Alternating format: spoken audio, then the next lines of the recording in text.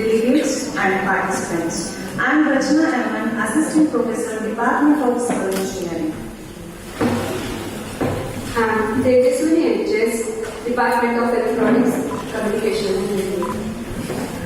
Feel privileged to be the Master of Ceremony today, inaugural function of the International Conference on Distributed Wireless Communication and IoT 2024, organized by Kaveri Institute of Technology, Mandya, in association with Technical Institute for Engineers, Bangalore. Education is the most powerful weapon which you can use to change the world. Now, I would like to brief you all about a few information and achievements from CIT Mandya. Kaveri Institute of Technology, established by a group of science and engineering faculty in the year 2014 to 2015.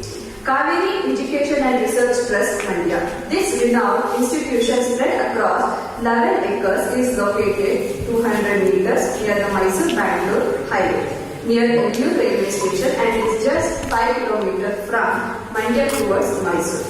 Kaveri Institute of Technology is setting standards for quality education and bright future. CIT is committed to the personal, social and intellectual growth of students. The institute offers 5 UG engineering programs: CSE, ECE, ISE, Civil and Mechanical, along with the programs in Physics, Chemistry and Mathematics. 1 PG program MCA and PhD program at Research Center in Mechanical Engineering.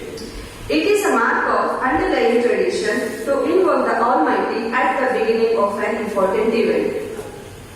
Now, I would like to call upon Professor Josna N. from the Department of Mathematics to render the invocation song.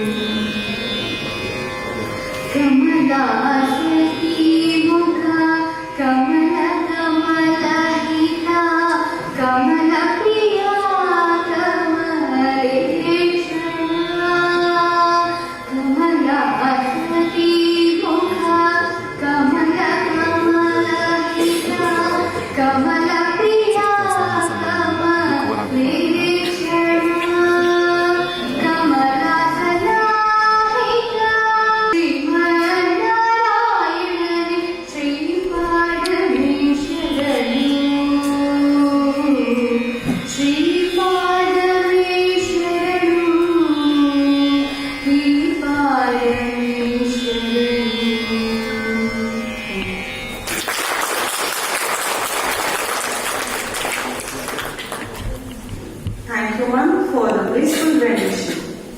Now I request all the professors to sing Nada Gite.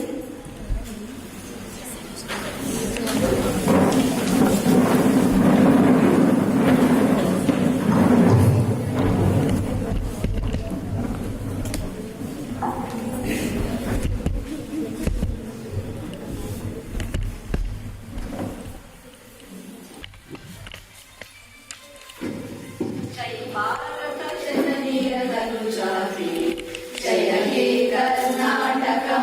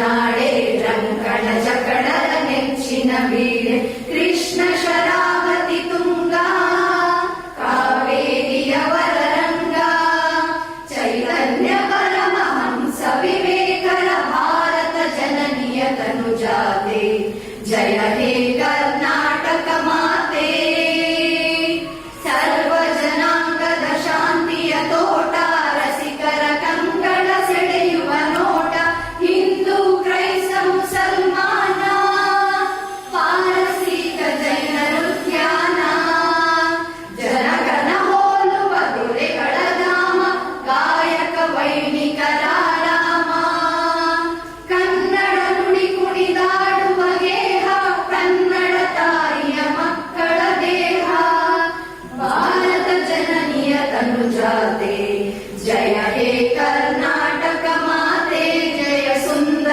ನದಿ ವನಗಳ ನಾಡೆ ಜಯ ಹೇ ರಸ ಋಷಿಗಳ ಬೀಡೆ ಜಯ ಭಾರತ ಜನನಿಯ ತನುಜಾತೆ ಜಯ ಹೇ ಕರ್ನಾಟಕ ಮಾತೆ.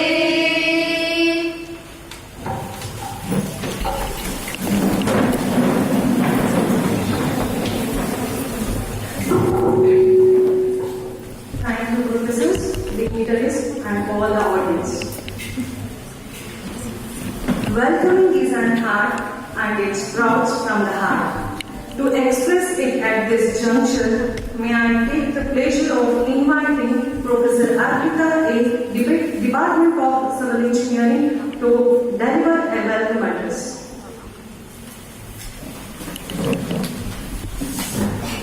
Good morning everyone. I am Arpita, Assistant Professor, Department of Civil Engineering. It's my pleasure to welcome you all for International Conference on Distributed Wireless Communication and IoT 2024. I would like to welcome all the respected dignitaries on the dais and off the dais, and also to all the program advisory committee members and the invited speakers. It's my pleasure to welcome our special chief guest, Dr. Dae Kong, Dongseul University, South Korea, who despite of his busy schedule has found time to attend the event. I welcome you, sir.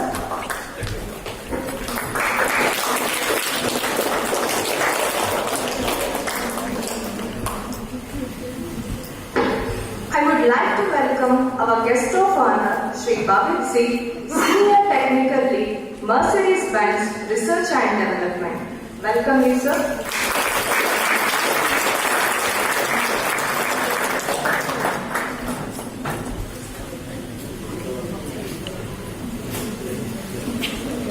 It's my pleasure to welcome our guest of honor, Dr. Parameshan Chari Reddy, SAT Chair, IEEE Bangalore Section, NMIT Bangalore. I welcome you, sir.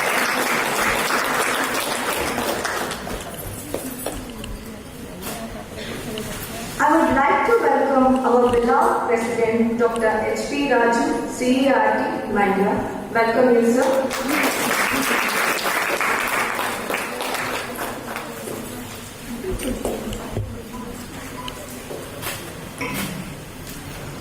It's my pleasure to welcome our Honorable Secretary, Professor Nagendra T, CERT, Mandya. I welcome you, sir.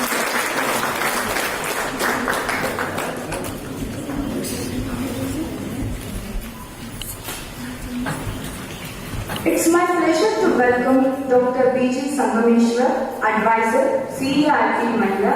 I welcome you, sir.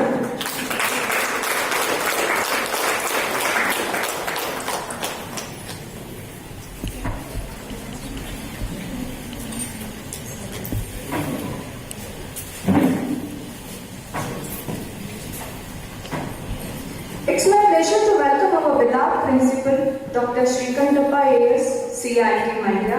I welcome you, sir.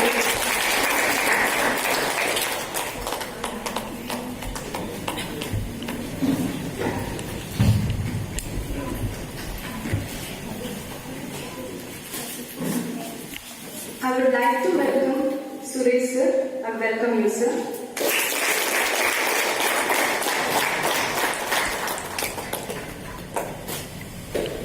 And I also welcome Dr. Manjunatha Har, Vice Principal, CIT Mandya. Welcome you, sir.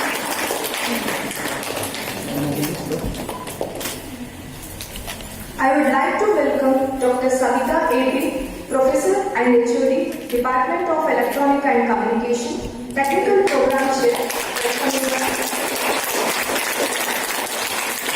And I also welcome Professor Akshita T.M., HOD, Department of Computer Science, Organizing Chair.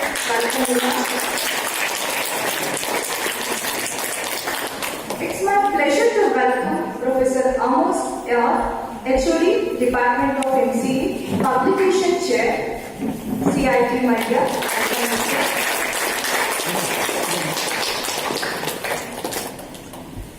I would like to welcome all the department HODs, teaching and non-teaching staff, students and press media. I welcome all the online and offline participants for this occasion. Welcome the new morning with a smile on your face, love in your heart and good thoughts in your mind. And you have a wonderful day. Thank you for giving me an opportunity for this conference.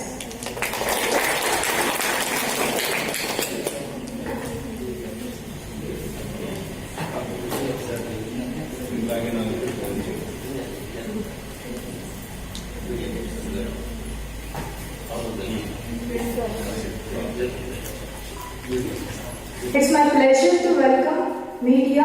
So Venu sir, welcome you sir.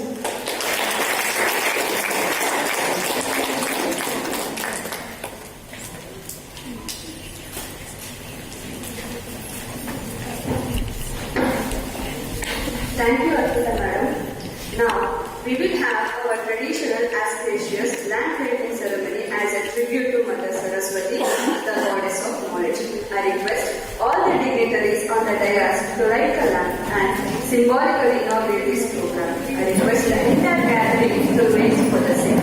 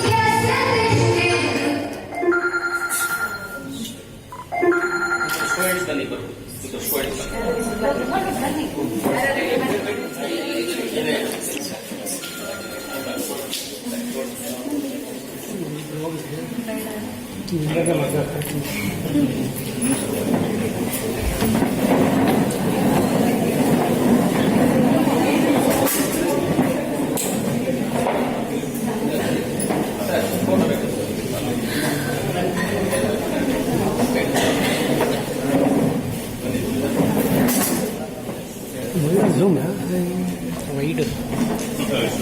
Kilo na call. Okay, ready? That's mine. Ready, ready.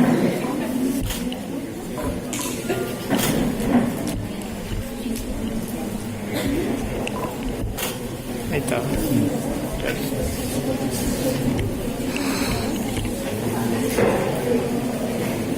Thank you all. I request all the dignitaries to occupy respective seats.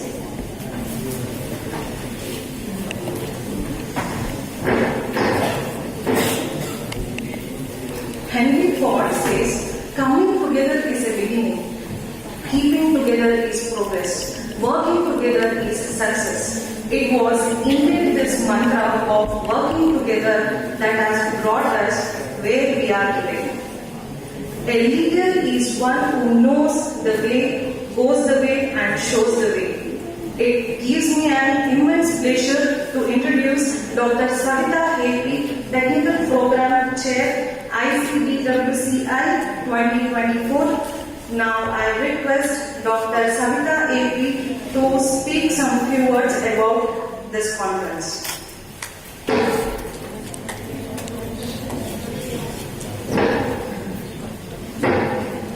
Good morning, one and all. It's my pleasure to share a few words about today's conference. The International Conference on Distributed Wireless Communication and IoT serves as a platform for researchers, academicians, industry professionals and students to exchange and discuss the latest advancements, innovations and challenges in the fields of wireless communication and IoT. This conference will provide a forum for presenting cutting-edge research findings, methodologies and technologies and will address the emerging trends, challenges and opportunities in intelligent systems and computational networks. This conference aims to promote interdisciplinary research and collaboration across diverse domains including artificial intelligence, machine learning, data mining, networking and more. ICDWCI 2024 will also facilitate networking, mentorship and professional development opportunities for participants at all career stages. Thank you, everyone. Thank you.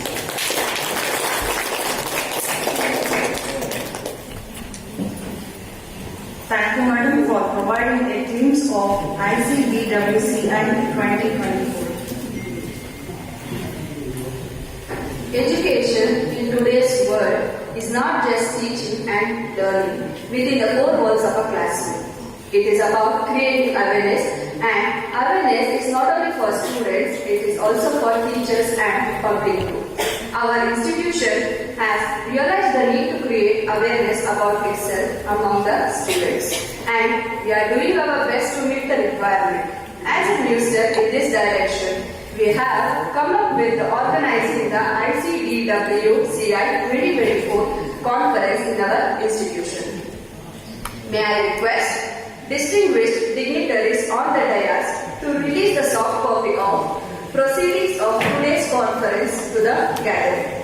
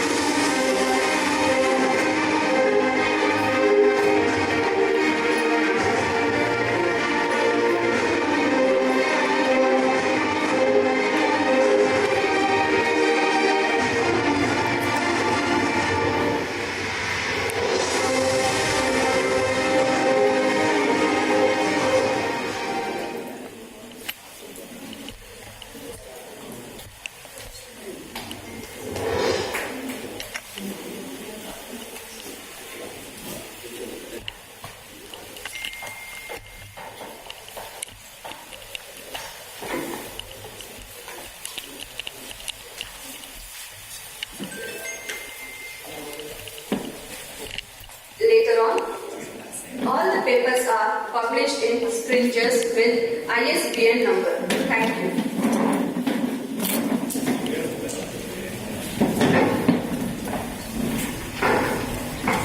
The greatest education in the world is watching the masters at work.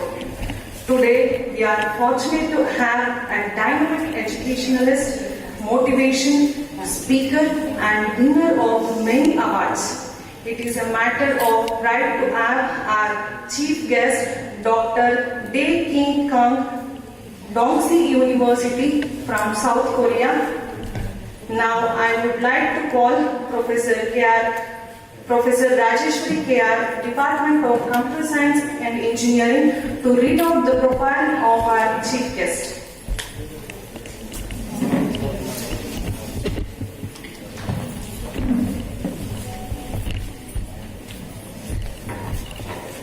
Good afternoon to all the dignitaries on the dais and off the dais. I, Rajeshwari KR, Assistant Professor from the Department of Computer Science and Engineering. It's my pleasure to introduce our chief guest, Dr. Dae Ki Kong, Dongseo University, South Korea. Dae Ki Kong is a distinguished professor at Dongseo University in South Korea. He previously served as a senior member of the engineering staff at the Attached Institute of Electronics and Telecommunication Research Institute, ETRI, in South Korea. He earned his PhD in computer science from the Iowa State University in 2006.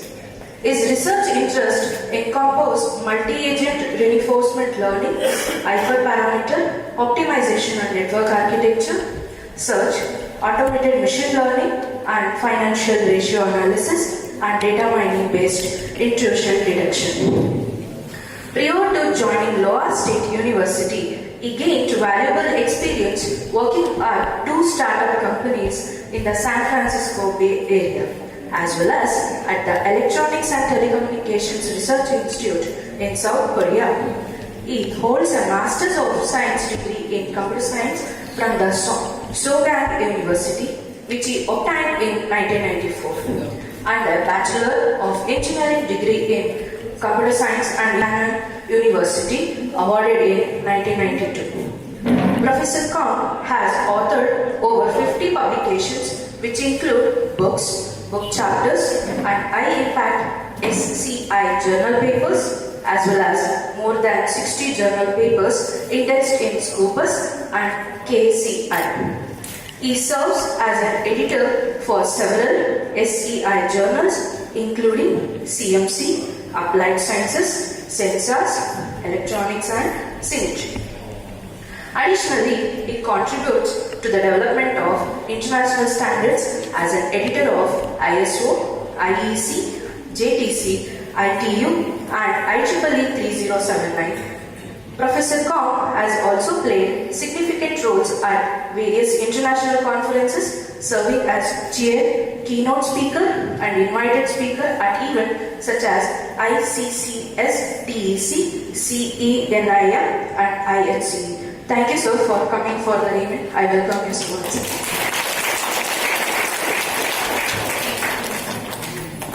Thank you, ma'am. Sir, we request you to address the gathering.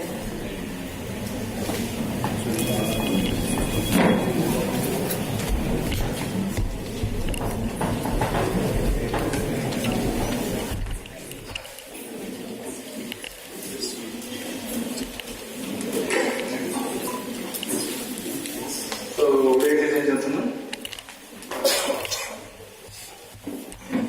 good afternoon.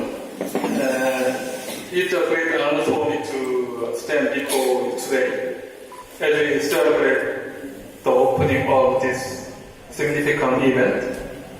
First and foremost, I would like to extend my heartfelt gratitude to the organizers and the entire committee for their hard work in bringing us all together. Especially I would like to thank to Professor Panashachari for his devotion and hard work. It's thanks to your dedication all of your dedication that we have opportunity to gather here today. This conference serves as an important platform for sharing the latest trend and innovative research in the field of those distributed wireless communication and IoT. We are living in a rapidly evolving technological landscape, facing new challenges and opportunities. The advancement in 5G and beyond are opening up endless possibilities, impacting not only our daily life, but also industries in general across the world. Today we have the privilege of hearing from experts from around the world who will share their expert experience and insights. I am excited about the potential for new ideas and solutions to emerge from our discussion. Together we can build a better future through collaboration and knowledge sharing. Moreover, this conference is a wonderful opportunity for networking. It brings together researchers and professionals from diverse backgrounds, allowing us to connect and explore potential collaborations. I encourage each of you to engage one another, provide feedback on research, and gain new insights during this time together. In closing, your participation and enthusiasm will undoubtedly make this conference a remarkable experience. I look forward to this exciting journey we'll embark on together, and we see you all productive and rewarding time here. Once again, congratulations on the opening of ICDWCI, this will come ICDWCI, Wireless Communication and IoT 2024, and thank you for your commitment to advancing our field. Thank you.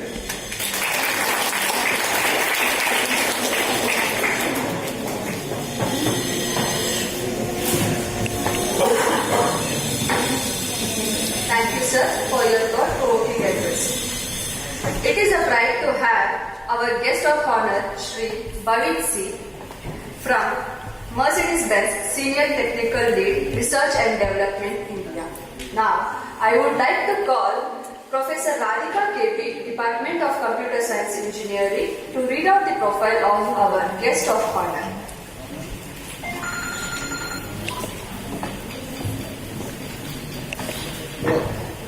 Good afternoon to all dignitaries presented over here.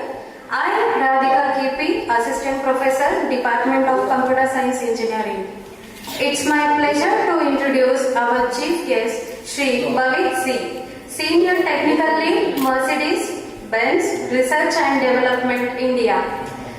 He is hardcore application programmer with 11 plus years of experience delivering impactful solutions and elevating organizational standards in programming languages called C, C++, and Linux system programming. He has trained over 300 plus professionals in C++, OOPS, and design patterns. Also, he is one of the skilled in agile team management and aligning development efforts with strategic goals. He has experience in broader scope of software and embedded industries like web applications, industrial automation, networking, automotive, and under automotive domains. His work is being showcased in CES, which also means Consumer Technology Association 2024 on gamification topic. Sir has successfully executed and delivered patent features at Mercedes. He runs a YouTube channel called eGrasp, Mastering Embedded Application Programming. Also, he is active in LinkedIn with 5,000 followers. Also, he has a technical blog known as bhavit.com. I welcome you, sir, for this conference.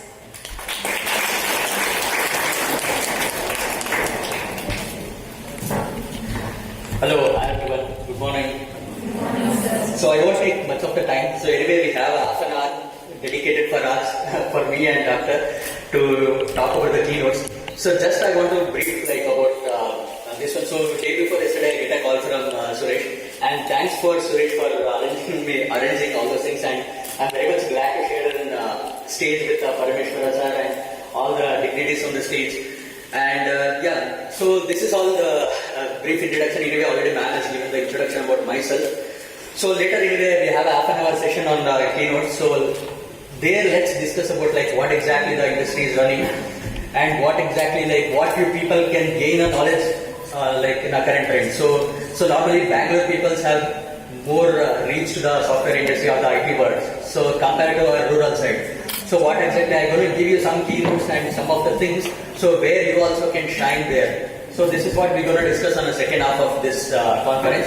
So again, thank you everyone and thank you very much.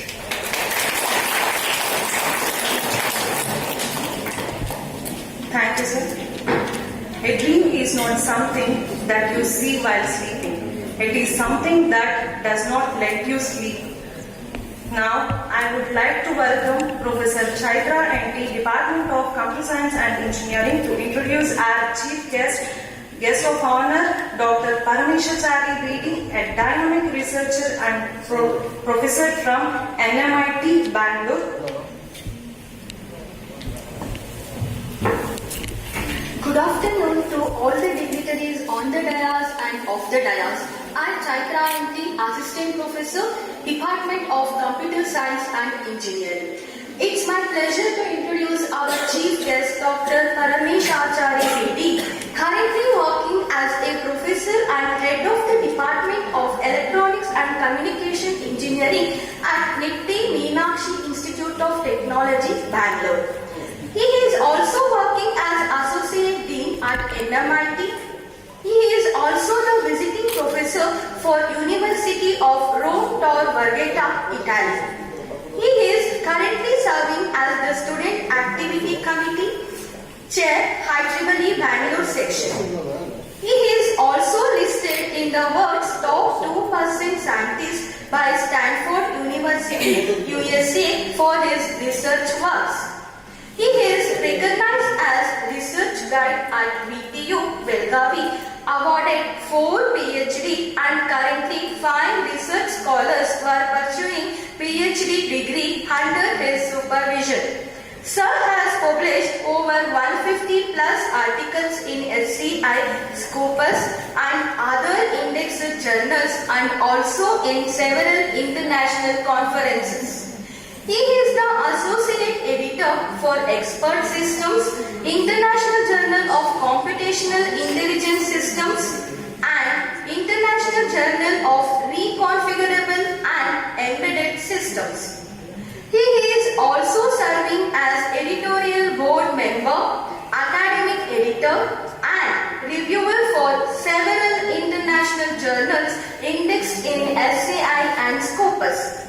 He is the recipient of IEEE Bangalore Section Outstanding Volunteer Award, IEEE Bangalore Section Best Branch Counselor Award, Outstanding Service Excellence Award from IEEE ITS Bangalore Chapter, IEEE Bangalore Section Chair's Recognition from IEEE Bangalore Section and Outstanding Reviewer elsewhere Signal Processing. Sir has served in various expert committees for VTU, Belgavi. He has also served as the lead guest editor for Springer, elsewhere and IEEE journals. Under his guidance, IEEE NMIT student branch has received 75,000 USD funding from IEEE AESS Society. General Chair or Conference Chair for IEEE Mysore Con, India's Con, IEEE NK Con and NMIT Con. His interview with All India Radio, Mysore on opportunities in the field of telecommunication engineering in Uvarani program has benefited the students abundantly. Thank you for coming this event, sir. Once again, I welcome you, sir.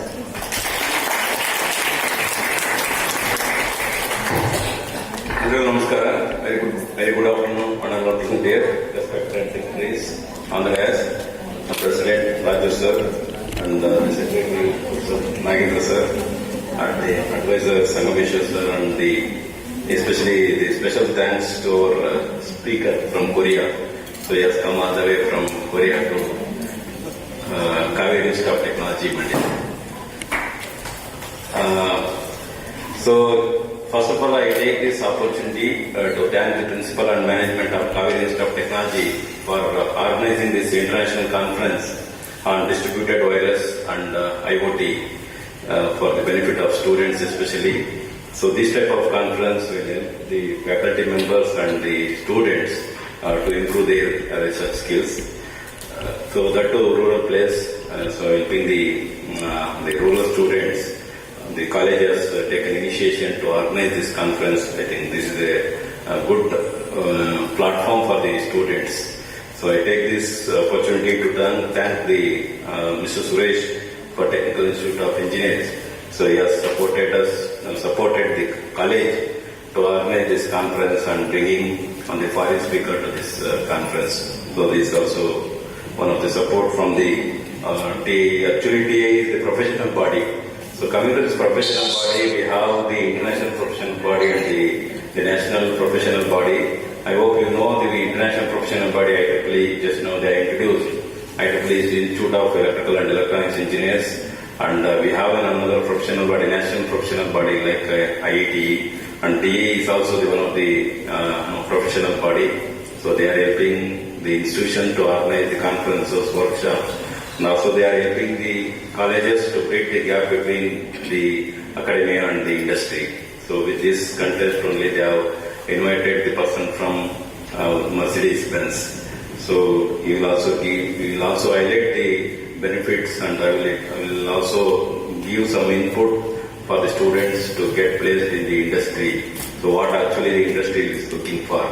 So anyhow, the university has prescribed some of the syllabus. So additionally, we will also develop some curricular, co-curricular, or some skill set is required for the students to get into the industry. And they have mentioned the main benefit of this professional body. Through this professional body, we can connect with any of the professionals like Professor D.K. Khan and also from the industry professionals. So these type of professional bodies will help us to connect with industry and networking with the industry people and also the professionals. So I request this is an international conference. The papers will be published in the proceedings of Springer. Even though I'm coming from the IEEE Bangalore section side. So on behalf of IEEE Bangalore section side, being the student activity committee chair of IEEE Bangalore section, my role is to promote the IEEE activities. I take this opportunity to request the principal and the management of this institution to open the IEEE student branch. So let me take 1 or 2 minutes about IEEE Bangalore section. So IEEE is the Institute of Electrical and Electronics Engineers. So in IEEE Bangalore section, we have 3 subsections: IEEE Mysore subsection, and IEEE Bangalore subsection, and the IEEE North Karnataka section. So when I was in Mysore in 2021, actually I play a vital role to establish the IEEE Mysore subsection, and I was the founder chair of IEEE Mysore subsection. In 2022, I moved to Bangalore. So on that time, I took IEEE SAC chair of IEEE Bangalore section. So in across Karnataka, we have 120 IEEE student branch, active student branch. So I request your college can also start the IEEE student branch. For establishing the IEEE student branch, we require 30 students and the 3 faculty members to establish the student branch. So currently the student membership fees actually that is the $14. So sometime during the month of March. Okay. So generally the membership duration is from January to December. Okay. But in the month of March, so IEEE will provide 50% discount for both the faculty and students. Maybe in the month of March you can start processing the student branch. You can establish the student branch, and you can also organize the conference under IEEE banner. So that will give more wide visibility in the international level. So for IEEE also provides the funds to the student branches, and IEEE Bangalore section will provide the seed money to the student branch. So once you establish the student branch, IEEE Bangalore section will provide the seed money to around 50,000 rupees. And additionally, you can start IEEE Sensor Council chapter and the IEEE Council of Electronic and Design Automation. So if you start those chapter, in total you will get the 40,000 rupees. Approximately, if you start this chapter, you get 50,000 rupees fund from the IEEE, and also you can establish IEEE Women Engineering Affinity Group as well. Okay, so with this, you can able to reach out the industry people, the platform, IEEE platform. In our executive committee of IEEE Bangalore section also, so only 20% are the academician. Other than more than 80% from industry people is there. Even Intel, Samsung people with us, Western Digital, all industry, even Synopsys. So these companies are the people from these companies are the executive committee members in our IEEE platform. So they will come easily, through this IEEE platform. If you invite without the IEEE platform, they will not come. Through IEEE, definitely they will come to your college and address your students, and they may also help you for internship and the placement as well. Okay, even where I am one of the vice chair for the IEEE Electronic Council for Design Automation. So we actually conduct internship for students across Karnataka actually. Okay, IEEE Bangalore section is for across Karnataka, not for only the Bangalore. Okay, so we are actually from Jan 2025. I am going to be the chair for IEEE Electronics and Design Automation. So we are trying to reach out the outside Bangalore colleges. Okay, we are promoting outside Bangalore colleges, and IEEE itself we are taking initiation to organize events in some of the colleges. All financial expenses will be taken care by us only. Okay, we will not give any burden to the colleges. Only thing is the college should have the IEEE student branch and the IEEE Electronics Design and Automation student branch chapter. So in that case, so we are last year also we organized one event in Northeast College of Engineering, Assam. So all finances will be taken care by us. So like that IEEE is doing, and also in IEEE Bangalore section we are providing every year travel grants for attending conferences in abroad. Up to 50,000 IEEE Bangalore section will give. Okay, and even we are giving the scholarship for students, especially the girl students also. The 50,000 scholarship will be given by IEEE headquarters. Okay, those who are having less than 8 lakh income, so IEEE Bangalore section will give. So since I heard that you are in the third year student system, so I request you to start working on project now itself. You can identify the suitable project or suitable problem statement. So that's what, for identifying problem statement also, our industry professionals from IEEE will help. Okay, so you can, and one more person from in IEEE, so SEDA, Electronics Council of Electronics Design and Automation. So internship will also provide. So they will help you to identify the project, and also we will assign mentors as well from industry.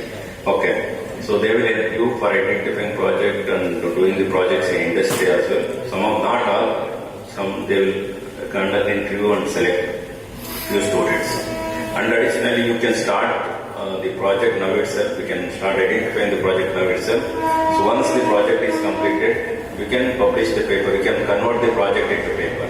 Okay, so those papers can be published in IEEE conferences. So that will give more visibility for doing even that publication of your paper can be presented in front of placement. Doing placement interview also you can highlight. So I done this type of project and published in IEEE Explore on the Sprinter conference. So that is also an added advantage for you. And publication of paper will also help you to get, suppose if you are interested to do masters in abroad, so this publication will also help you to get the master's seat in abroad. Okay. So with this, once again I take this opportunity to thank the principal and the management for taking initiation to organize this conference. And sir, Dr. Sangameshwar sir, I would like to tell about Dr. Sangameshwar sir. When I was working in JSCT Mauritius, so he was the interview committee. He selected me and he sent to Mauritius. I worked around 3.5 years in JSCT Mauritius from 2010 to 2014. I was in Mauritius. So he was one of the interview panel in 2010. So once again, thank you for inviting me here. I request you to establish the student branch chapter. If any information or any support is required from IEEE side, so please reach out to me. I will help you. Thank you.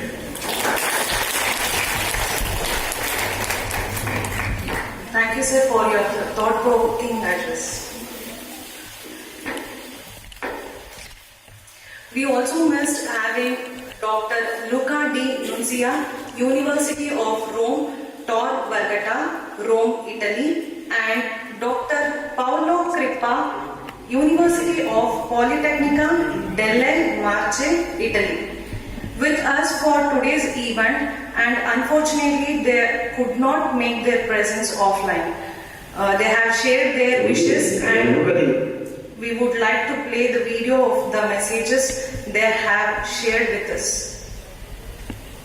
Good evening, I am Luca Di Nunzio from University of Rome Tor Vergata. It is with great pride and enthusiasm that I welcome you all to the International Conference on Distributed Wireless Communication and IoT, ICT WCI 2024, organized by the Corway Institute of Technology, Mandia. This esteemed conference serves as a beacon of intellectual exchange to bring together two leaders, researchers, and practitioners from around the globe to delve into the last advancement in the intelligence algorithm, computational intelligence system, and emerging technologies.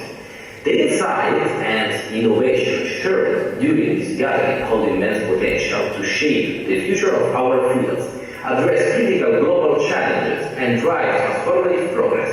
It is a privilege for mine to witness and participate in the vibrant discussion and collaboration that will emerge inside this event, fostering fresh ideas and inspiring solutions. Your presence and engagement are the cornerstone of this conference success. I extend my heartfelt wishes to all the participants and encourage you to fully immerse yourself into the sessions, explore diverse perspectives, and build meaningful connections that will resonate far beyond the conclusion of this event. Together, let us make this conference a landmark event propelling the frontiers of knowledge and innovation in distributed wireless communication and IoT. Once again, welcome and thank you for being part of this journey.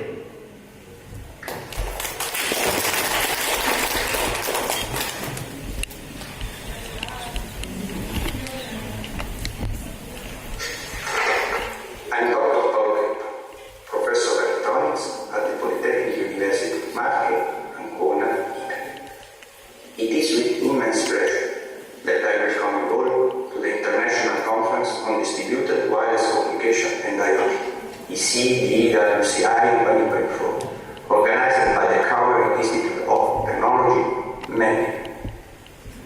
This conference serves as a distinguished platform for intellectual exchange, bringing together brilliant minds from academia, research, and industry to explore advancements in distributed wireless communication, IoT, and computational intelligence. As we embark on this exciting journey of exploration and discovery, I'm trying to contribute to the vibrant discussions that will unfold with the hope of inspiring innovative ideas and fostering meaningful collaborations. A forum like this is not merely about individual learning. It is about collectively pushing the boundaries of what is possible, addressing pressing challenges, and shaping a smarter, connected future. I encourage each of you to immerse yourselves in the sessions, embrace fresh perspective, and engage in thought-provoking dialogues. Let this conference be the starting point for impactful connections and long-lasting partnerships that extend far beyond the conclusion of this event. Once again, welcome to ICT-WCI 2024, and I wish you a productive, enlightening, and memorable experience. With best regards, Paolo Crippa.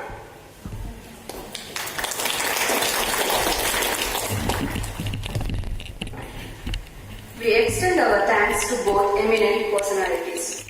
Learning gives creativity, creativity leads to thinking, thinking provides knowledge, knowledge makes you successful. Now, it's my pleasure to welcome Dr. Shrikantappa A.S., a leader who constantly supports us for every initiative. May I now request our beloved principal to address the conference.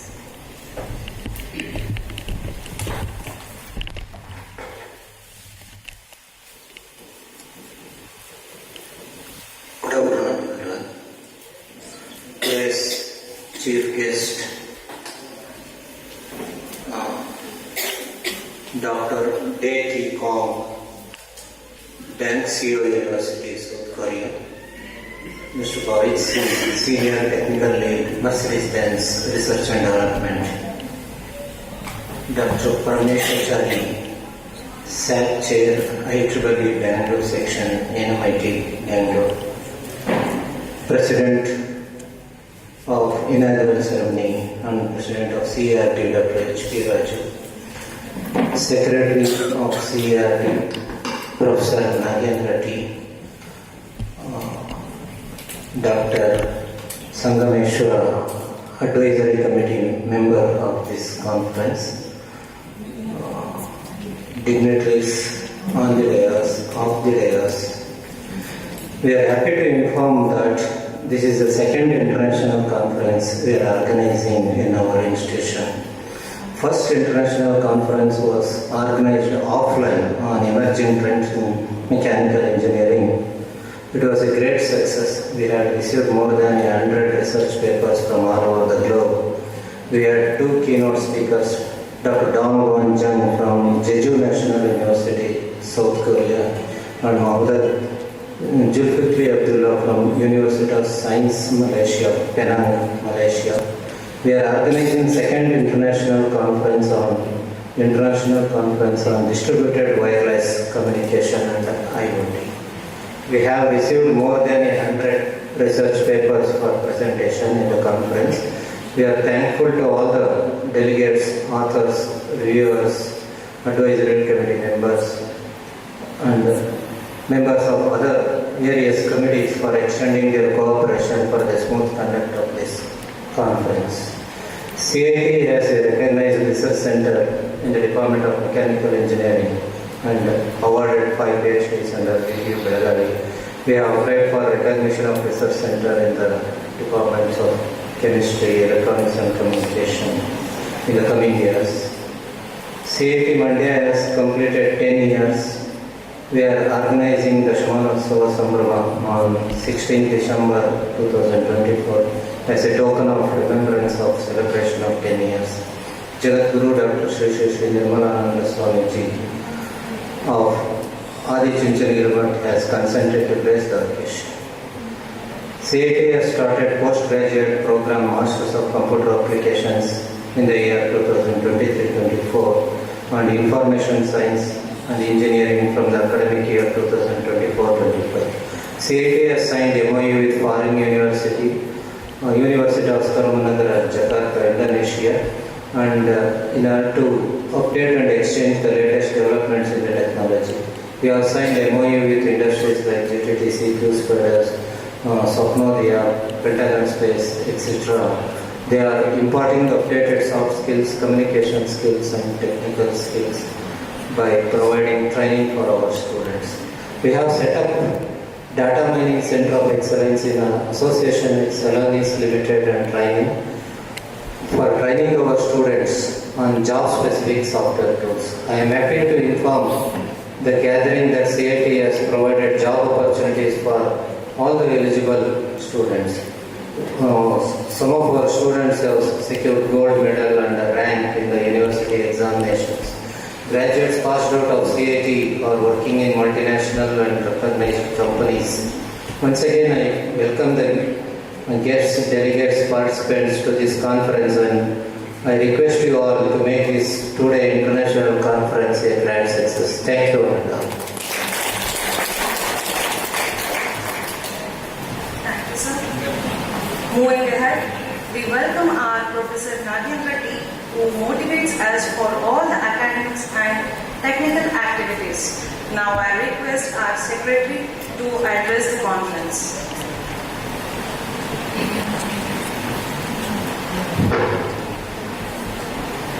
ಎಲ್ಲರಿಗೂ ನಮಸ್ಕಾರ. ಇಲ್ಲಿ good morning ಹೇಳ್ಬೇಕಾ, good afternoon ಹೇಳ್ಬೇಕಾ, little bit confusion. Okay, ಅದಕ್ಕೆ ಎಲ್ಲರಿಗೂ ನಮಸ್ಕಾರ ಅಂತ ಹೇಳ್ತಾ ಇದ್ದೀನಿ.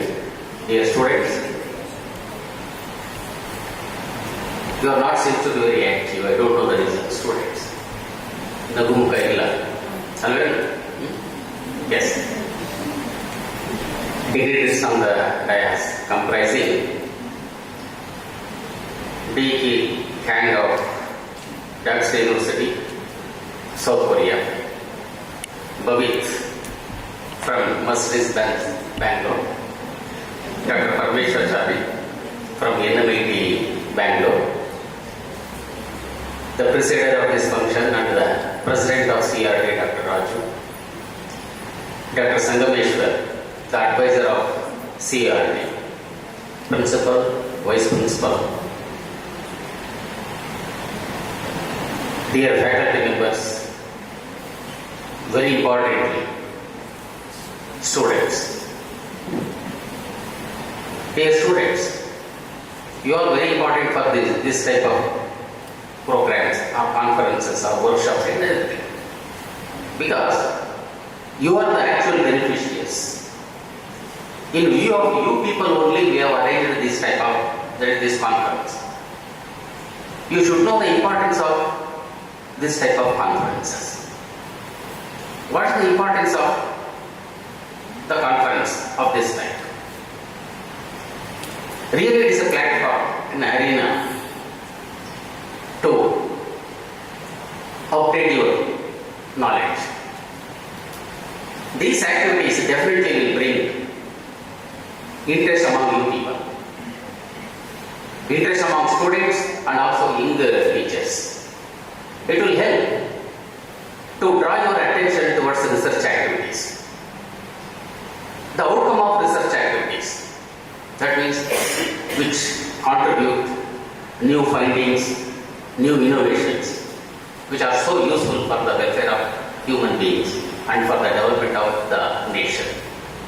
Dear students and the young teachers, please incline your mind towards research activities.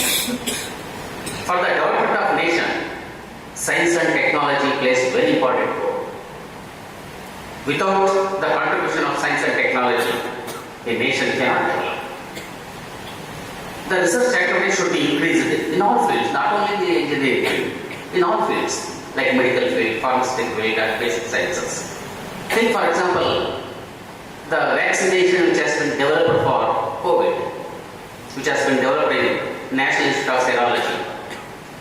That vaccine saved the lives of millions of people throughout the world. Lives of millions of people throughout the world. So that you should understand the outcome of research activities.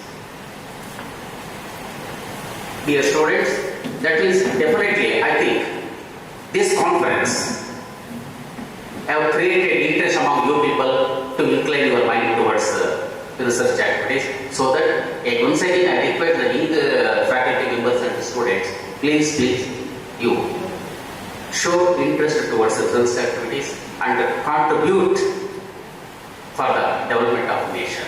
I hope this conference definitely will draw interest among some of you people. I wish for the grand success of this conference. Thank you. Thank you. Thank you, sir, for your wonderful words. It's my pleasure to welcome our college advisor, Dr. Sangameshwar VG, to address the gathering.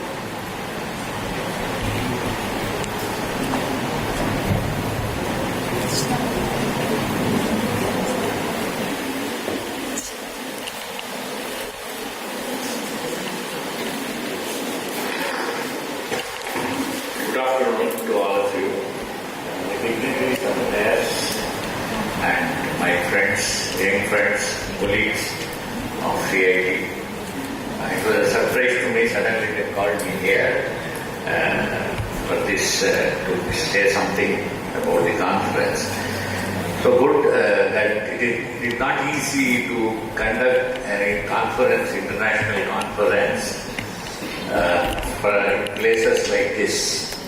One of the approach is to go for an online, so that we can bring most of the people to the conference room. So considering that I met Mr. Suresh 6-7 months back at Bangalore, and I found he is having a good network, and also along with Dr. Parmeshwar, a good friend of mine.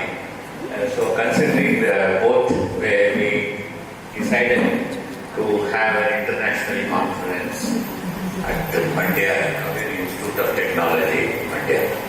So the whole purpose, already briefed by Secretary and others, the need of the conference, it is a very essential, because one is classroom teaching, the next part is the research.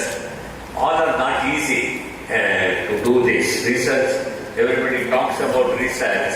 Research in all places to go ahead is not possible. So in the NEP they have done different approaches to that. And today, for my surprise, the UGC chairman has declared that any undergraduate of any branch can go to any, not branch, any state discipline, can go to any discipline, either professional or non-professional degrees today. And similarly, an undergraduate can also go for a PG to any discipline. Suppose you have done civil engineering, you can go to some computer science, MTech. So that is, they have got to make flexibility the main thing.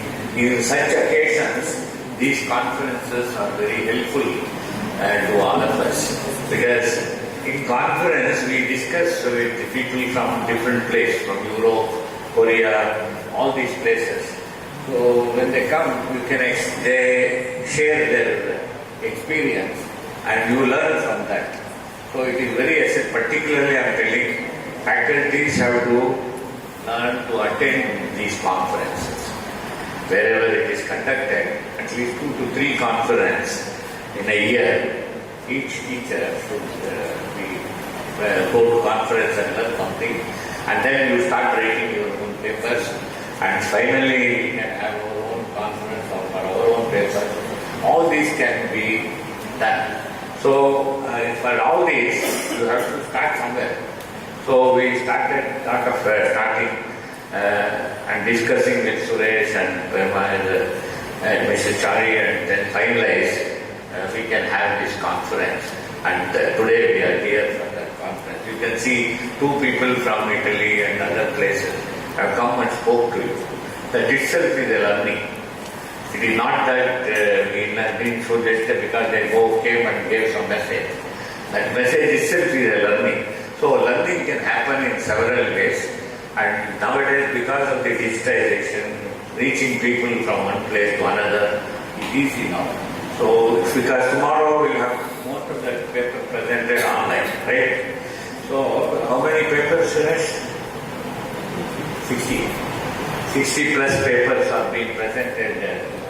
So not many people will come here, but all are presenting those papers.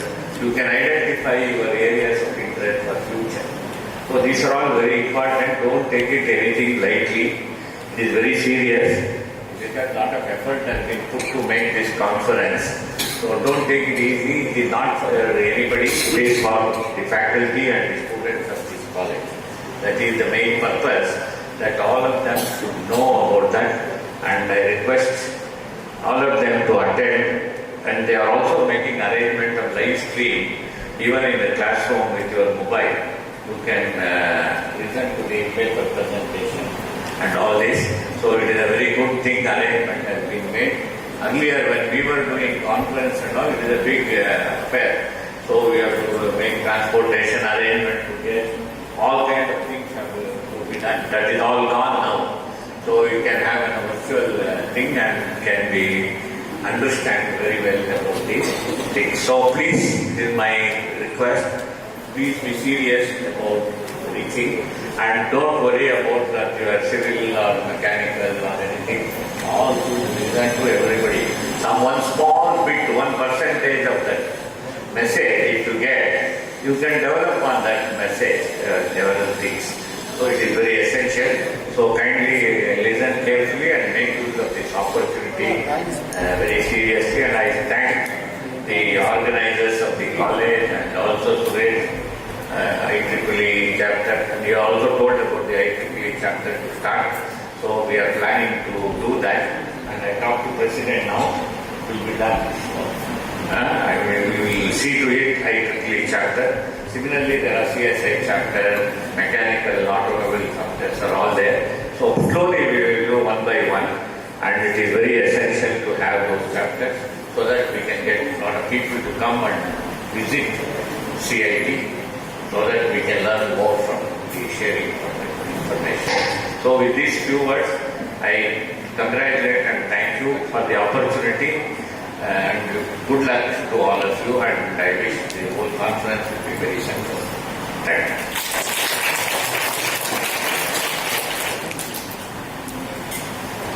Thank you, sir, for your inspiring words. Now it's time to welcome our President, Dr. H.P. Raju, who also motivates in all technical and academic activities. I request our President, sir, to address the gathering.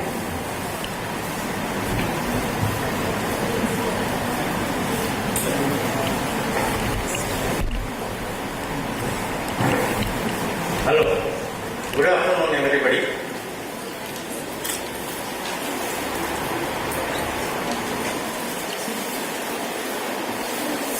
The dignitaries on the left, AK from South Korea, Pavit from Mercedes-Benz, as well as Parmeshwari from NMIT, and Professor Nagendra, Secretary of the Trust, Professor B.J. Sangameshwar, Advisory Committee, Advisor of CRT, Principal Dr. Srikandappa, and Vice Principal Manjunath, Amos, Sarita, Akshata, all head of the departments and faculties, and also one of the important person to be included is B.S. Suresh. And Suresh and Sangameshwar discussion has made this conference to materialize. I thank you, both of you, specifically. Thank you, sir. CRT was first registered in the year 2010 with the aim of the professors from science and engineering joined together and formed a trust to establish some educational and training institutes to impart education to the rural students. That was the prime motive at that time. And we started in this direction in 2010, but the process took more than 3 years. In 2013, everything was ready and we were supposed to start Kaveri Institute of Technology. But unfortunately, at that time, we were not aware of the seriousness of the AICTE norms, wherein we didn't provide a ramp for physically disabled people. That one element dragged our institution to start in 2014. They didn't permit us without that ramp. The amount of stress we all faced as a trustees was enormous, and by that time the bank people were forcing us. A liability of more than a crore was accrued, and it was a very difficult time. And fortunately, in 2014, we got the permission and the institution was started. Now it is 10 years. During these 10 years, we have faced lots of problems, ups and downs, and now I am happy to say that we are in a comfortable position academically as well as financially also. The health, any institution's financial health is most important, you all know, without which no one can exist, no system can survive. We have already conducted one international conference, and this is the second of its kind. the persons like DK Pong, who is an expert in deep learning, artificial intelligence, machine learning, and I had a discussion with him. He elaborated all these things. He will be knowing during this lecture, which he is going to develop in shortly. And students, researchers should get benefit out of this. The only institution can conduct or organize this, and beneficiaries must get benefited properly. In this regard, our faculty members and all who are all involved in this, they contributed to the greater extent. I am thankful to all of them. If I list, the name becomes a very big list and it is time consuming. I thank you one and all, and I hope you will definitely get benefited with the wise lecture of Wong as well as Lavit and Parmeshwaracharya. As Parmeshwaracharya and Sangameshwar put it, we were going to start IEEE student chapter in the month of March because there will be 50% concession of from $14 to $8 or so. For the students as well as others also it will be beneficial. This time they will also support that type of organizations, IEEE branches. We will definitely establish that everyone reap the benefit of that. And finally, I request all the participants to reap this opportunity and get benefited.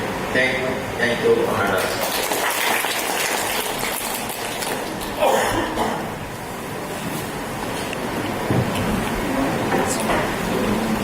Thank you, sir. Gratitude is the greatest and purest of all virtues. As a mark of respect, we would like to felicitate our dignitaries for their relentless service. I would like to call all our dignitaries to felicitate our today's chief guest and guest of honor.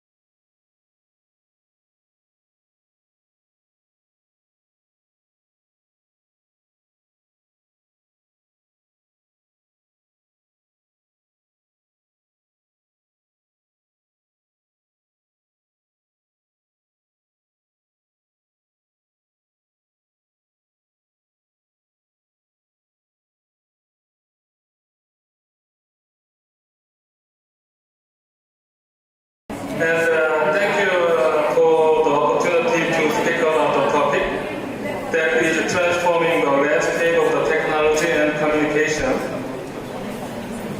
Not so sweet. Yeah. That is large language model, LLM.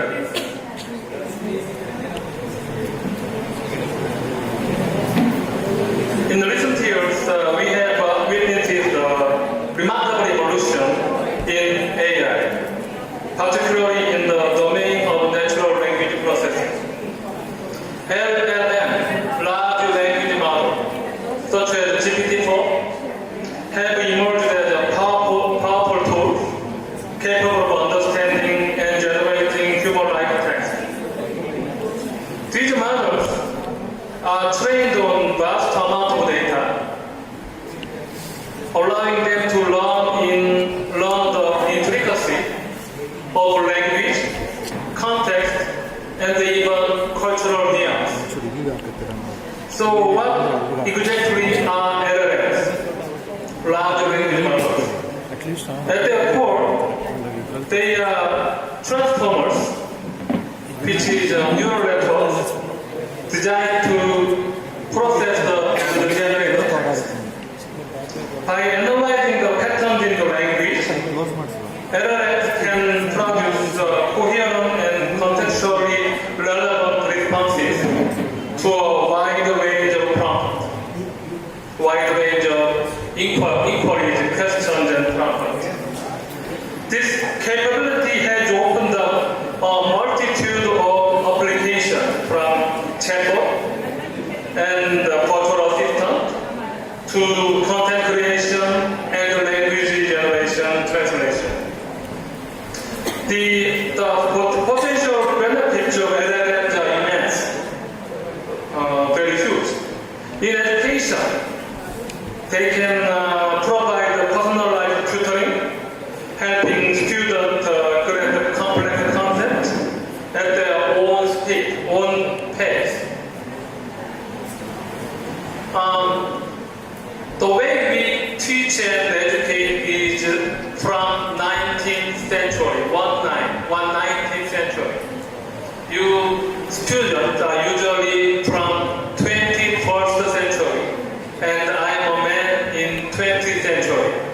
So basically, 20th century people is teaching to 21st century people in the 19th century setting. So there must be some evolution in teaching, obviously. So in education, LLM can provide personalized tutoring, helping students grasp complex concepts in their own speed, not all speed, but in their own speed.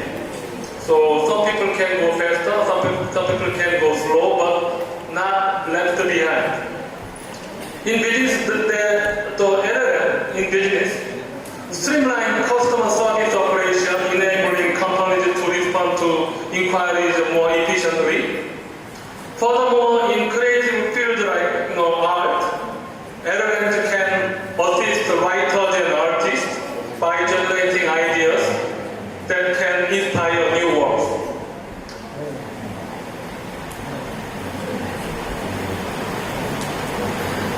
So you can see a variety of work, tasks that LLM can help people in it. However, with great power comes the great responsibility. The use of LLM also raises significant ethical problems, ethical concerns. Issues such as bias in training data, misinformation, and the potential for misuse must be carefully considered. As we integrate these models into our daily lives, it is crucial to establish guidelines and frameworks that ensure their responsible use. Moreover, transparency is the key. Users should understand how these models work and the limitation of the models the models possess. While LLMs can generate impressive output, they do not possess true understanding or consciousness. We can perhaps have several discussions on this, but at least, as you know, one of the greatest intellectual in our contemporary, in our history, in our contemporary stage era, Noam Chomsky in MIT. He mentioned that LLM, large language model, is simply a statistical toy. At least those LLMs are tools that reflect the idea, the data that they are trained on, which means the quality of that data directly impacts their performance. As we look at the future, the evolution of LLM promises even greater advancement. Ongoing research aims to refine the models, making them more efficient, less biased, and capable of understanding context in deeper ways. Collaboration between researchers, ethicists, and the industry leaders will be essential. Collaboration between them will be essential in shaping the trajectory of future LLM development. In conclusion, LLM represent a fascinating intersection of technology and human communication. While they offer incredible potential to enhance our lives, we must approach the development of them, the LLMs, and the deployment of the LLM with caution and responsibility. By doing so, we can harness the power of LLM to create a future where technology enrich our understanding and connection with one another. Let's take a look at the market analysis of LLM. How big is that in terms of market? The global LLM market was valued approximately $4.35 billion in 2023, and is projected to grow at compound annual growth rate, CAGR, compound annual growth rate of 35.9% from 2024 to 2030. That means if you enter this business, still there are big possibilities that you can be reached. A key driver of this growth is the integration of zero human intervention features in training system, which increases efficiently by allowing models to run automatically, thus reducing time and resource need. In the US, the LLM market is expanding, highlighted by, for example, database acquisition of Mosaic ML for $1.3 billion, aimed at enhancing the generative AI capabilities. Techniques like transfer learning, self-supervised learning are improving the LLM adaptability, while advancement in hardware like GPU, TPU are accelerating the training and inference process. The availability of vast internet data is another significant factor propelling the LLM market, enabling models to learn from diverse sources and improve the performance across the various language tests. The abundance of data enhances the contextual understanding and broaden real-world applications, driving adoption in numerous industries. Overall, the LLM market is poised for significant growth, driven by technical advancement, fast data, when the prompt is ambiguous. Moreover, hallucination can be excavated by the way users interact with the models. Vaguely or poorly defined questions from the user to LLM may lead to model to fill in the gap with the information that seems reasonable but not accurate. For instance, if asked about a specific historical event without sufficient context, the model might generate a narrative that sounds plausible but contains significant errors. You may notice that when you use GPT. The implication of hallucination is significant, especially in applications that require accuracy such as medical advice, legal information, education, and academic research. Misinformation generated by LLM can lead to misunderstanding, poor decision making, even harm in critical situations.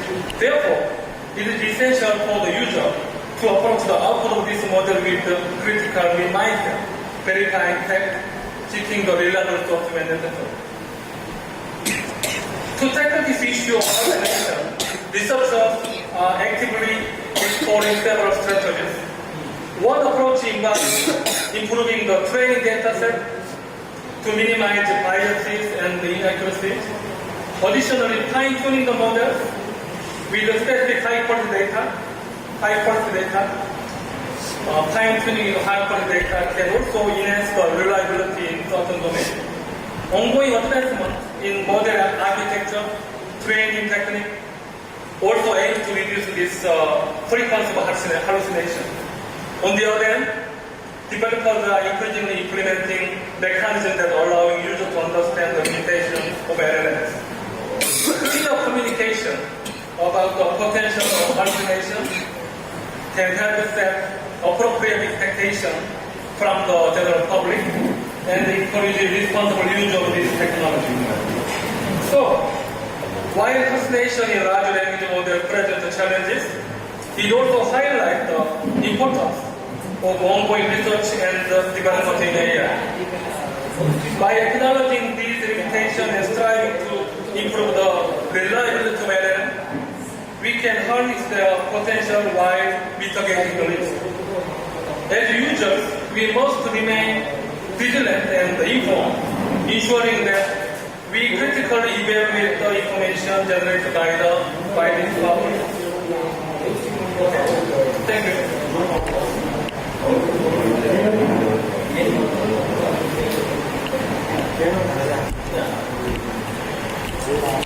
So, I would like to introduce to you the technology that we have developed in our lab in Tohoku University, Korea, which is called Skylab. So, RAG, retrieval augmented generation, is one of the methods to overcome or to reduce this hallucination issue. So let us introduce this technology to you. Note that this work is under the review of IOT test. Again, the diversity of learning domain and the accessibility from open online courses might empower humans in various ways. The way you learn is basically you go to school at a certain time, you are waiting for the teacher give you information, and you learn it. You start the homework and so on. You actually do not learn things in your own state. You learn things in the state that are all the same for you guys. Okay. So MOOC, massive online or passive open online courses, is actually one of the things that can revolutionize this learning process, which students can learn something in their own speed. Despite this benefit, learners may struggle with courses that are too advanced, sometimes too basic, or not aligned with their learning objective, leading to frustration and inefficiency in the learning journey. So this highlights the need for a system that is capable of dynamically generating personalized learning tests tailored to each learner's profile. So, by the way, we already talked about LLM. Large language model exhibit remarkable capabilities in natural language processing, allowing them to understand and generate human language. In educational context that we are interested in, LLMs can analyze a vast amount of course data to create a customized learning instruction and test. LLM cannot always guarantee production of textual and relevant content. We already talked about hallucination.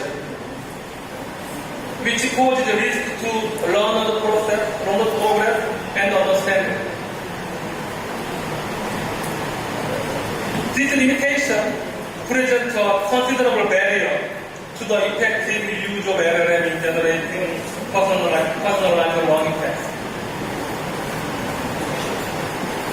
We propose Skyweb, which mitigates the hallucination issue in LLM by grounding the output in data retrieved from multiple massive open online courses. We evaluate the user acceptance of our Skyline technology using technology acceptance model 10. We analyze the user attitude and the behaviors through the structural equation modeling, SEM, through the structural assessment of them, basically.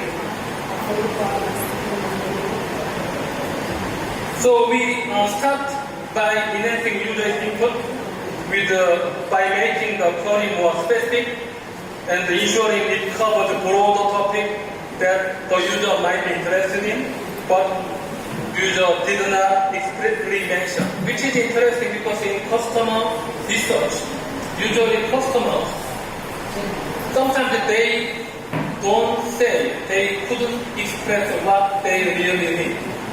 Same for the education, right?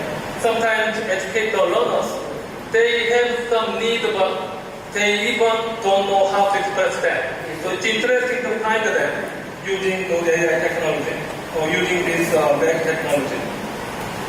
So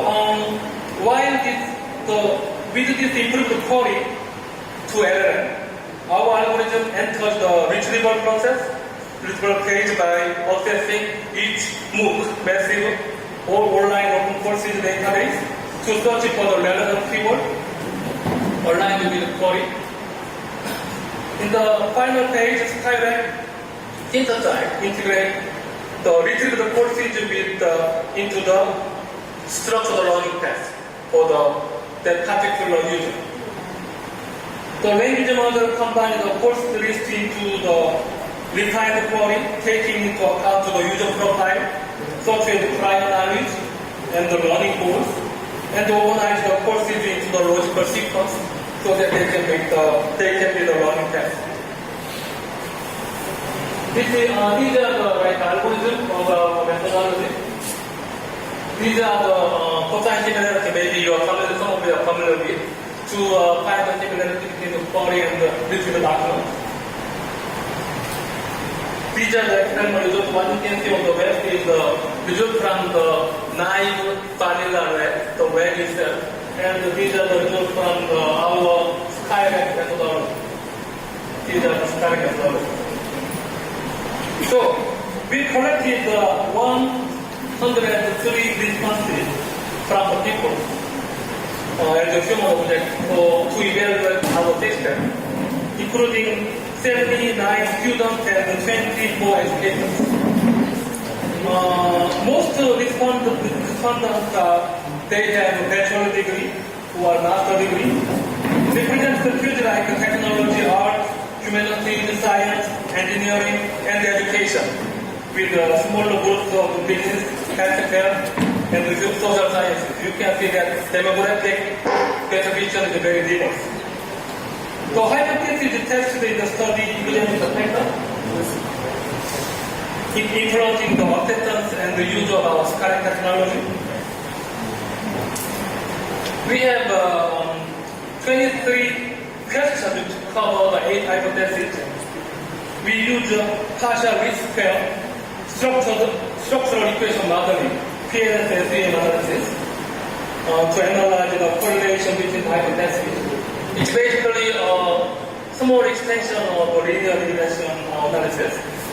To validate the test structure with our model, we assess the model fitness and reliability using several standard fit-to-fit analysis. To ensure objectivity, we anonymize the model into model A and model B.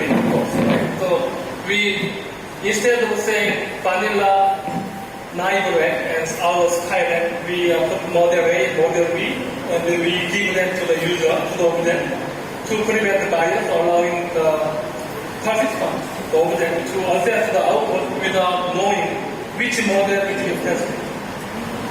This approach enables unbiased evaluation, with the participants selecting their preferred model based solely on the output quality that they feel. So users respond positively to tailored learning tests by Skyway, finding them relevant, diverse, and effective in addressing the learner's specific learning needs, which means that this fact reinforces Skyway's potential as an adaptive educational tool. Okay. So I'd like to conclude my address. I talked about LLM, AI, LLM, and web hallucination, and one small contribution to reduce the hallucination in AI, our Skynet technology. Thank you.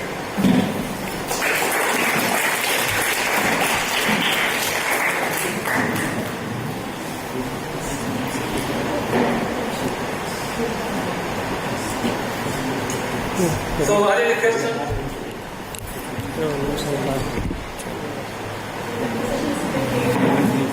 Any question is okay, because I know that most of you are maybe on the web, so any question can be okay.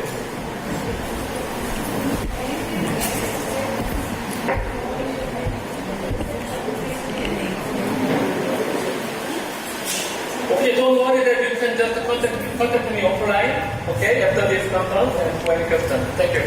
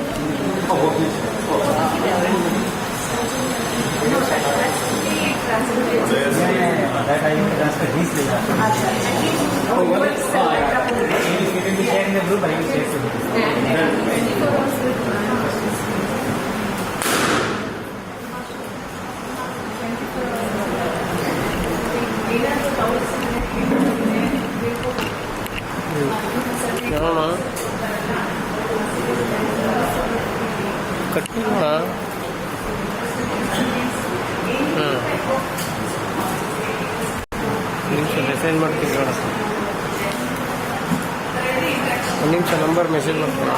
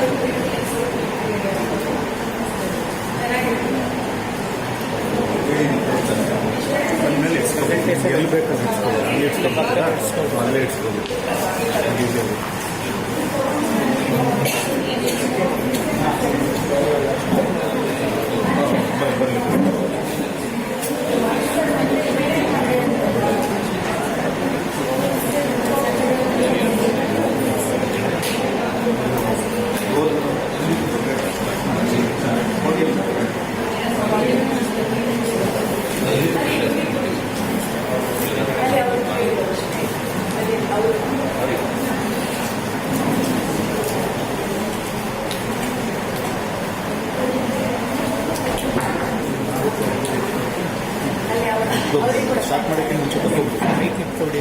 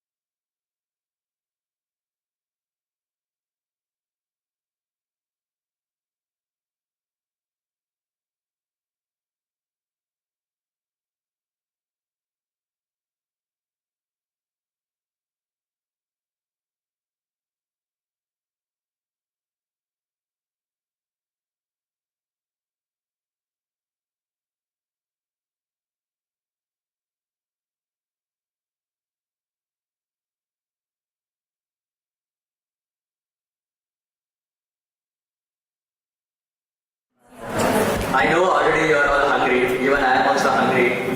So let's finish it off in maybe 15 minutes. So basically it's half an hour for presentation. So but I want to cut short into 15 minutes so that you also can finish your lunch and we also can have. And thank you very much for doctors for amazing presentation. And we have learned a lot about machine learning and all those things. Yeah, so here what I'm going to present is, so the convergence of IoT and distributed wireless network. So actually day before yesterday I get a call to have this conversation. So but I was not aware about the context, like what exactly I'm going to talk. So what I made is, so I mixed my little bit of experience and I'm going to talk about little bit about IoT as well. So this is what the agenda is. So first I'll introduce about the IoT and all those stuff. And later the foundation and the distributed wireless communication, and what are all the challenges which we are facing in distributed IoT systems, and what is the solution and what is the vision. So this I'm going to cover. So here I mentioned as a 20 minutes, so I try to finish it in 15 minutes only. So about my introduction. So I completed my engineering on 2008 to 2012 and I have around 11 plus years of experience. So apart from this one, like I also very much active in LinkedIn, so you can follow me development. And I'm proud to say that like most of our products is in market, and also if you see any Mercedes cars, so where some of the features, so even our team contribution is also there in Mercedes cars. And today, as I said, like on the right side we have something related to IoT, and the left side is my industrial experience. So I'm more talk technically. So basically what happens to the difference between Bangalore students and the rural students is only the communication gap. So basically you know like what exactly you want to do, but you do not know how to express the things. But the same thing, like if you, the same guy, if you put in a Bangalore college or somewhere, so automatically the environment itself push you to grow further. So that is the gap. So how do you bridge that gap? So like you, even I was also like from not kind of a rural, even though we say it's a city, so even though I am from a English medium, everything was taught in Kannada only. So only like, even English is taught in Kannada. So that is the problem of our generation. So basically like even in a 10 also, so my score was only 66%, and in first PU I was 40, and in the second PU somehow I scored 50%. And so this is my biggest barrier to get into an IT industry. And engineering somehow, luckily or unluckily, it's luckily only on 4th sem, even God knows, even I do not know, somehow I got a distinction. So even I could not able to believe that one. So then after I get to know the trick, like what exactly. So the clearing exam is completely a different thing, and to know about the subject is completely different thing. So always I used to dig deeper into like what exactly this subject does. So for example, many of you guys are from electronics background, right? So I used to go more deeper into digital signal processing. So I'm very much good in digital signal processing, but my score is only 40. So because I read all the 8, you need to understand like what exactly it works, but I do not know how to crack that in an exam. So that is the biggest barrier for me. So that is what like hurdling for me everywhere. So that is where I come to know for you guys, like you should be very much thankful that so many lecturers they are bringing in to give you some lecturing. So make use of it. So basically in my engineering days, I want to present some IEEE paper, but I do not know what is the format I need to provide. So simply I used to write an MS Word and send to them, they used to reject. So I was not even bothering like whether they are rejecting or not. Simply I used to publish paper, so let it reject. And I used to put my ideas on a paper and let it publish. So then after I came to know that well, there is something called LinkedIn, there is something called open source, there is something called Git. So nowadays like people like you students should be very much aware about like what exactly it is. So coming with respect to IoT, so IoT device is projected to be an like 18 billion in 2024. And the global IoT market is projected to reach a value of 714 billion in 2024. So these are all the numbers which I am giving. So it is this one I am not simply like faking and putting these numbers. So basically I have taken these from some of the sources, and the sources is a last slide. So I have given a reference for you guys. And also I will be sharing you this complete PowerPoint presentation, and so you can also learn how to do a presentation and also how to take a references and all those things I have mentioned here. So in a simple terms, so IoT is like a booming thing. And also there is something called, so this is like one of the statistics. So here you can see there is a number of IoT devices and the number of non-IoT devices. So if you see on 2024, so it is a current year, so the number of IoT is like 24.4 billion. And there on the right side, if you see, it is keep on increasing. The numbers are keep on increasing. But if you compare the numbers to IoT devices, it is very much higher on the IoT devices, right? So IoT devices is not only like you run some sensor and you connect this one to internet. It is not only that one. So for example, you have a Philips bulb, a U bulb, so where you can change the color. So whenever you see some kind of this IoT devices or something, as a technical student, you should not simply say like, okay, in the mobile if I do, the color is changing. You should think like, where exactly my data is going, how that bulb is reacting to my this one. You take a relay, you go to some electronic store, take a relay, and you build that circuit, and how do you communicate your mobile application to that bulb. So all those experiments you should do. So you may not aware that like whenever we are changing any bulb color or something, the data simply you say turn on, but the turn on directly it is not talking to a bulb. So instead of that one, whenever you press a button turn on, automatically that on is been going to a server somewhere in the Amazon cloud or Azure somewhere, and this light bulb is listening to that one. And for that one, it has to be connected to your internet, maybe your home Wi-Fi or something. So now you need to analyze like where this data is going. What if like if you go to somewhere, not in a home, and what if that company guys like turn on your bulb? Now it is a bulb. What if it's a washing machine or something, like let's assume gas stove. It's an imaginary thing. So what if that guy try to turn off your gas stove once you are not there? So you need to keep on understanding. It's like you start building your interest on small things. You don't need to publish a big paper like saying like I have published this paper. So even in our company, whenever we do something, there are a lot of patents is been published. But how many are going into product? So in the industry, there are only two kinds of things. One is product and another one is a service. So one is like a product means like you build something and you sell. So that means you are somehow like you are solving some problem in a world. So that is how you create a product. And once after you create a product, and there is something called a service. So how do you maintain that product? So there is only two kinds of industries. And now, so the basic IoT is like what exactly the IoT? So as I said, like some devices which is connected to the internet, we call it as an IoT. And distributed wireless communication. So now whatever the data which these devices are producing, so you cannot save in your hard disk. You can save this one. So at the end of the day, the data which is going out of the devices are like maybe some sensor data. It may be some numerical values. So what exactly the distributed network does? So here you can see, so there are three aspects of the distributed networks. So one is like edge computing, and another one is a data aggregation, and third one is a real-time analytics. So what exactly this edge computing means? So for example, if you are like, if your application is a military application, let's assume. So you cannot like operate this military, let's assume it's a drone or something which is connected to an internet.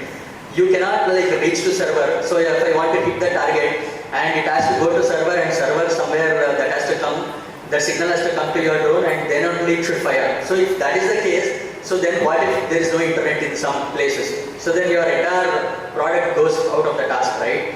So what is edge computing is, whatever the analysis which is being done in the data on your real hardware itself. So if this remote itself is an IoT device, so if all the data analytics, everything is being done inside this device piece, so that is called edge computing in simple way.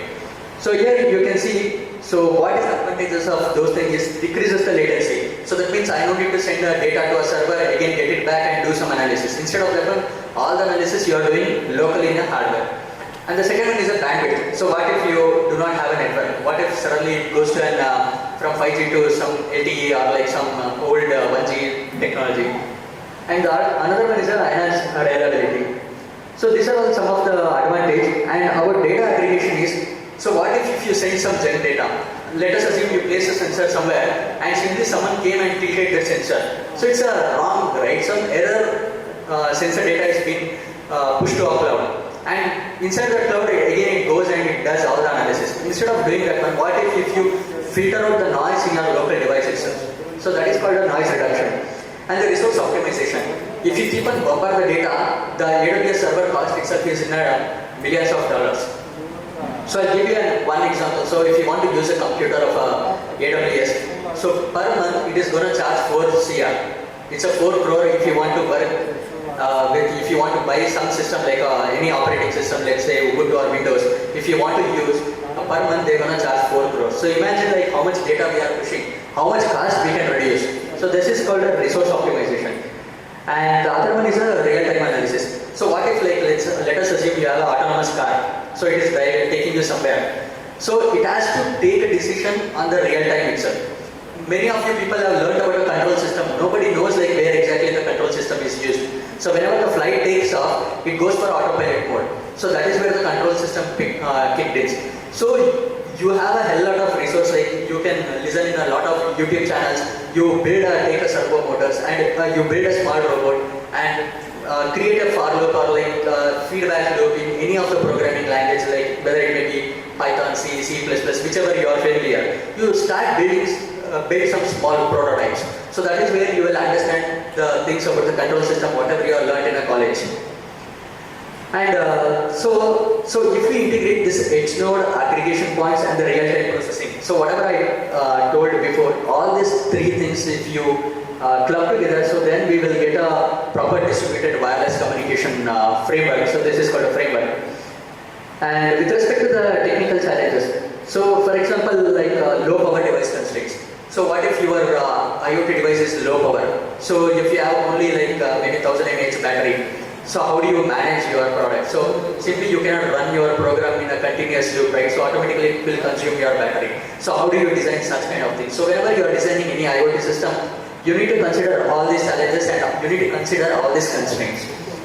And also like with respect to programming language, so for example like C and C++ is more towards a hardware language, so directly it will run on a hardware. It's not like a Java or any other thing. How do you choose your programming language? Sorry.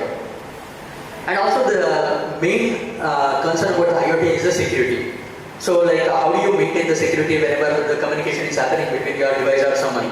Like what if someone spoof your data? So whenever you are sending something in a college, you only started doing some pushing thing. So you send some link to some guy and you create some website. You start learn about this, how the hacking works. So all these things will enhance your engineering skills as well. And the last one is the emerging challenges. It's like how do you integrate AI and ML? So how do you, so let us assume like you are getting a lot of data, and how do you know whether it's a right data or wrong data? So you can use AI and ML. So AI and ML, it's for saying it is very easy, and to understand like the AI and ML, so it is like very much you should be good enough in a probability, statistics, linear algebra. So these are all some of the foundations of learning AI and ML. So nowadays there are a lot of tutorials available online. So you go ahead with that one and you start reading about that. And next one is what is the best practices and these kind of things. So for example, Linux. So nowadays like Linux is used everywhere, not only in whatever you see in Android phone. So it is being used in IoT systems as well. So for example, you take a Linux kernel, you download it, it is completely open source. You download a Linux kernel, cross-compile it and install or flash into something called a BusyBox, Yocto. These are all open source kind of a project. So what is open source? So do you have any knowledge like what exactly is open source? Anyone here? So I'm doing like one-way communication, not getting like whether you guys are understanding or not.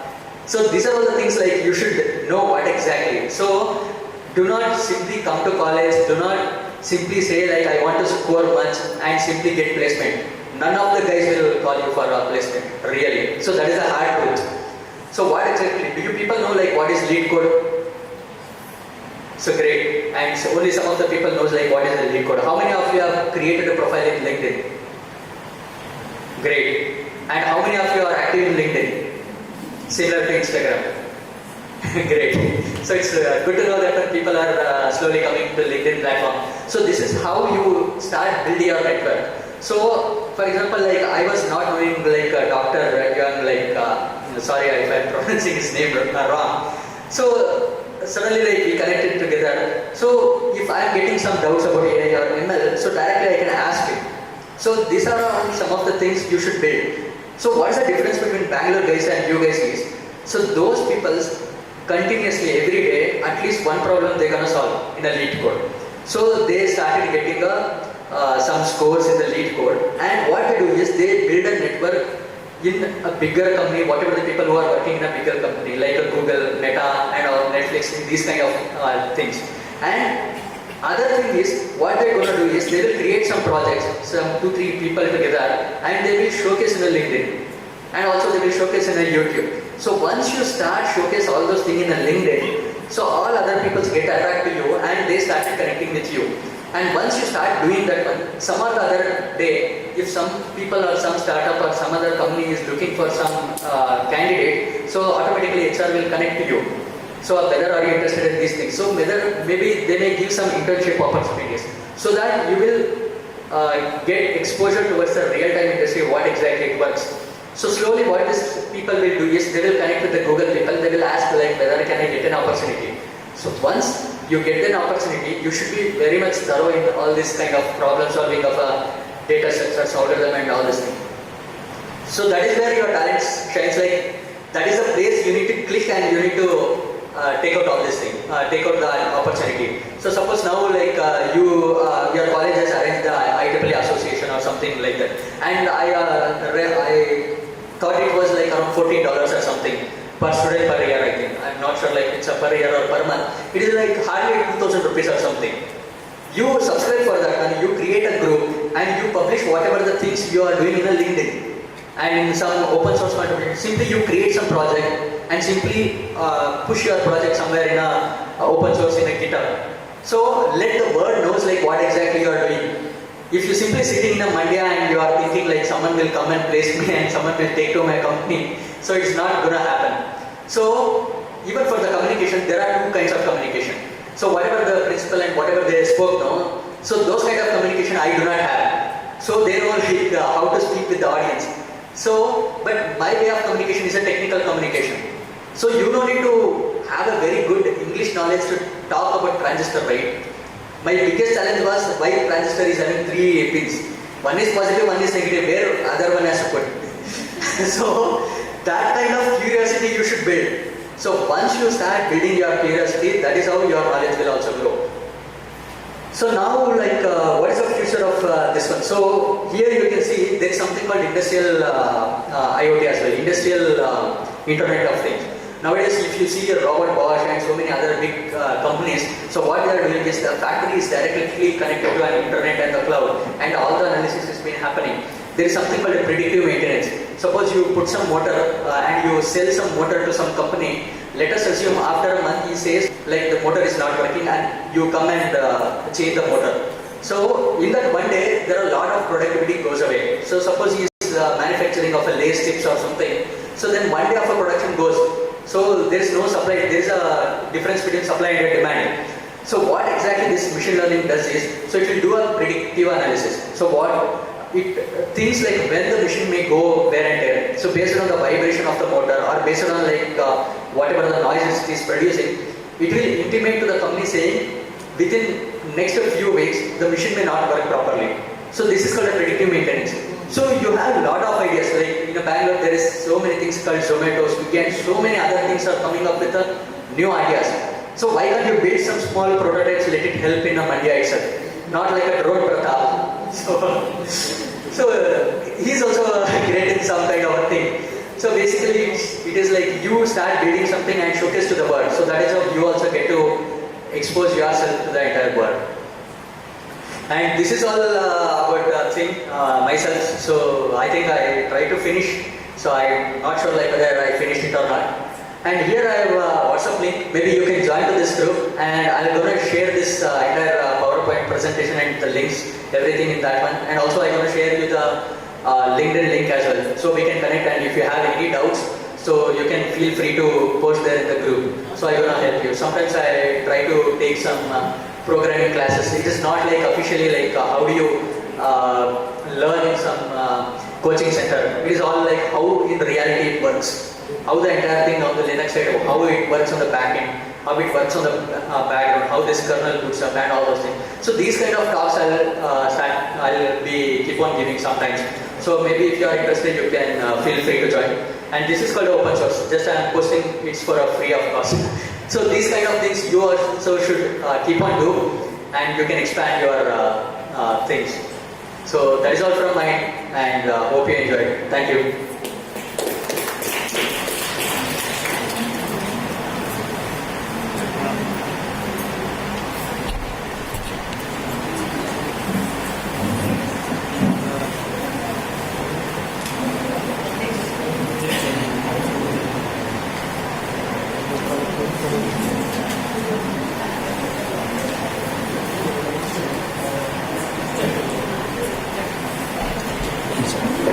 Thank you, sir, for your wonderful motivational speech.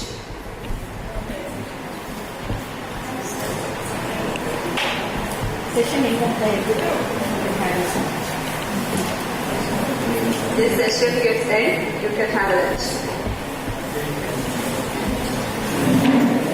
Thanks for your presentation.